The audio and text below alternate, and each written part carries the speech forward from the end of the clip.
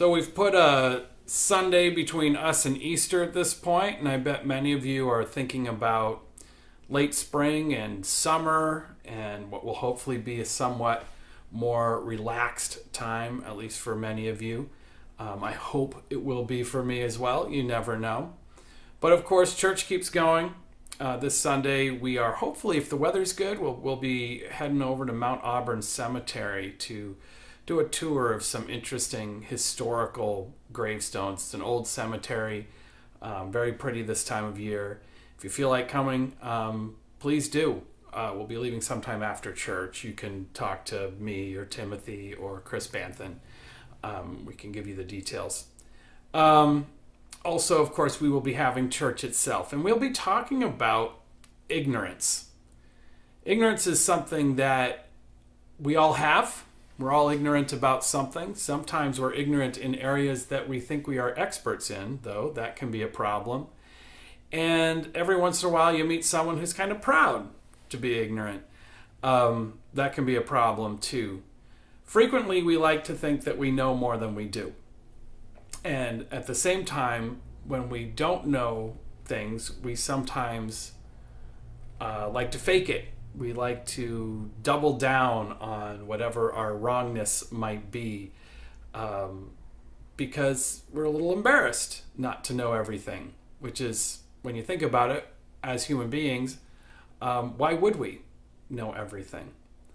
When I was a kid, teenager, a movie came out called Bill and Ted's Excellent Adventure. Some of you may remember it. And in that, they actually quote sort of Socrates, or at least a line attributed to Socrates, which goes something like, "True wisdom comes from knowing you know nothing." And I remember at the time thinking that was a great line, and I still do, because it's true. When you understand how little you know, the world is a much more interesting and fascinating place, and it's a place where there's always opportunities to learn.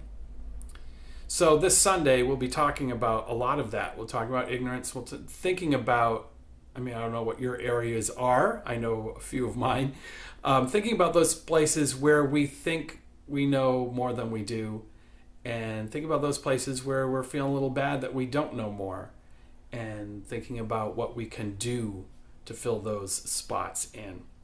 I have a reading for you today, and it's about Socrates, perhaps, obviously, you Bill and Ted fans, but it's actually from Lives of the Eminent Philosophers by Diogenes Laertius, and you'll hear some echoes of that famous Bill and Ted line. Socrates would extol leisure as the best of possessions, according to Xenophon in the Symposium. There is, he said, only one good, that is knowledge, and only one evil, that is ignorance. Wealth and good birth bring their possessor no dignity, but on the contrary, evil.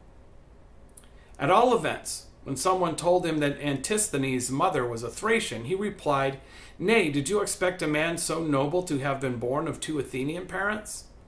He made Crito ransom Fido, who, having been taken prisoner in the war, was kept in degrading slavery, and so won him for philosophy.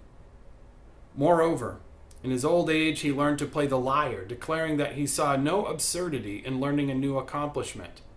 As Xenophon relates in the Symposium, it was his regular habit to dance, thinking that such exercise helped to keep the body in good condition.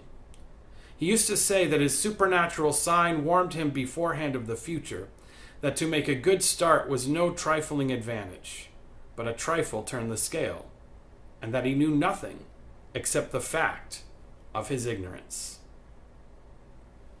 So, if you're feeling a little ignorant or not, feel free to come to church on Sunday. We'd love to see you. And until then, you know how to get in touch.